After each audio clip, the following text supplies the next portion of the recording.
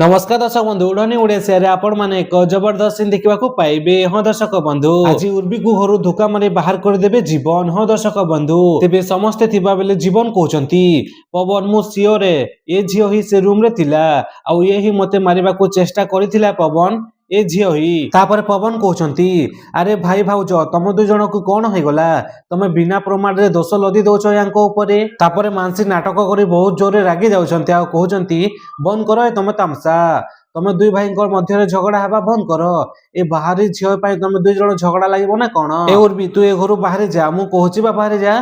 तापर मानसी टाणी टाणी उर्वी को नेउथिबा बेले पवन अटके दउछंती आ कहउचंती मानसी तमे तांको हाथ छाड़ो मानसी मु कहूची पुरा तमे तांको हाथ छाड़ो। तापर ज्योति कहउचंती पवन बाबू ताको जीवा को दियंतु से भलो झियो नुहे। तापर उर्वी कहउचंती प्लीज पवन बाबू मते घरे रहिबा को दियंतु आपण तो जानिछंती मो पाखरे किछि घर भी नाही मु कुआडे जीवी पवन बाबू आपण प्लीज मते घरे रखंतु ना प्लीज पवन बाबू। तापर उर्वी तांको हाथ को काटी होउचंती आ कहउचंती मते जदी आपण ए घर बाहर करि दियंती ना ताहाले मु निजको मारी देबी। ए कथा सुनला परे समस्तंको होश उड़ी जाउची। तापर पवन उर्वीर मथारे सिंदूर लगे देउछंती।